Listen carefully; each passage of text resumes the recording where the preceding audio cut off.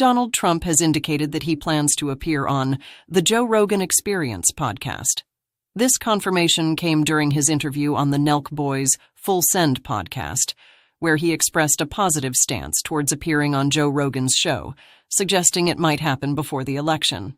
This move is seen as part of Trump's strategy to engage with a broader, particularly younger and more male demographic through popular media platforms. You're doing a lot of podcasts recently. One that I would love to see you on is, I think Joe Rogan has to have you on. Yeah. Yeah. Would you do that? Oh, sure I would.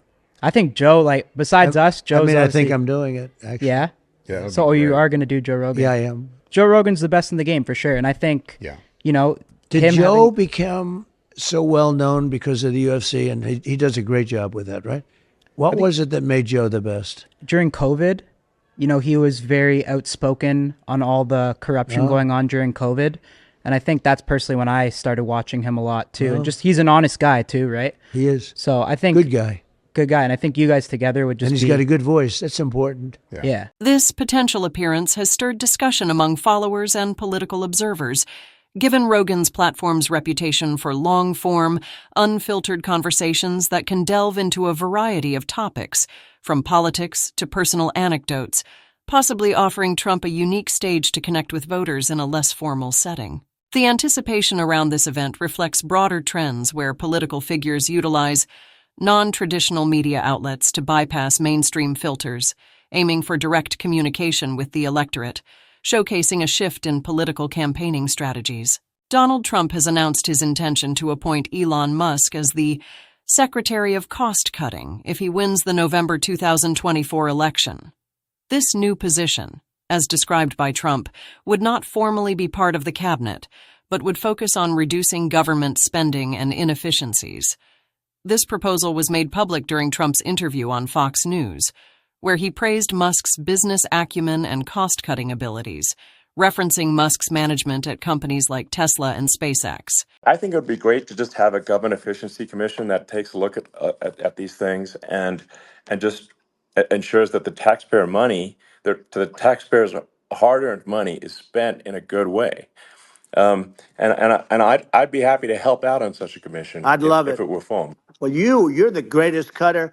I mean, I look at what you do. You walk in and you just say, "You want to quit?" They go on strike. I won't mention the name of the company, but they go on strike, and you say, "That's okay. You're all gone. You're all gone." So every one of you is gone, and you are the greatest. You would be very good. Oh, you would love it. But if you look at Argentina, well, I'd be happy to help by the way, it's weird because it's supposed to be the will of the people. It's supposed to be the government works for the people. And it's not that. It's some very bizarre, enormous amount of money that's being spent to make sure that the people in power continue to run things the exact same way. That's what I think they're really terrified about Trump. It's not necessarily even that he's a Republican.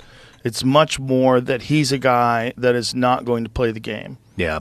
And that when he gets in there, he's going to like one of the things that he's talked about is having Elon come in and do some sort of a government efficiency agency. They're terrified of that. Yeah. Because it's not efficient. Yeah. And he's going to come in with like that Tesla mindset. It's like you're working 16 hours a day and you're sleeping on the fucking couch. Yep. We're here to get some shit done. And you try applying that to government, that's, Yeah, he shaved, what did he shave, like 80% of the staff off Twitter? Oh, yeah. When he got it? Yeah, he was like, what the fuck are you people doing? Why do you have so many people working here doing nothing? Yeah. And he was right. Yeah. He was right, especially if you don't want to censor people.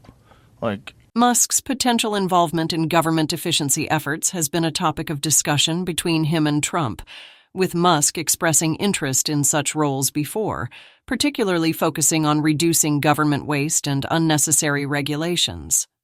Despite not wanting a formal role within the cabinet, Musk's endorsement of Trump and his willingness to contribute to cost-cutting efforts within the government have been well documented through their interactions and statements on X. Today is Christopher Columbus Day. Today we celebrate the innovation of green energy, which is wind power. Instead of using fossil fuels to pollute the beautiful Earth, Christopher Columbus had a revolutionary idea. He used wind power to sail across the ocean to prove his wind power boat was clean of fossil fuels. No one thought it was possible to have a sailing boat of such green and pure energy. Christopher Columbus is proof that men can travel far distances without gas and oil. That does it for today's newscast. Have a fantastic day, and don't forget to hit that like and subscribe button for more news and information.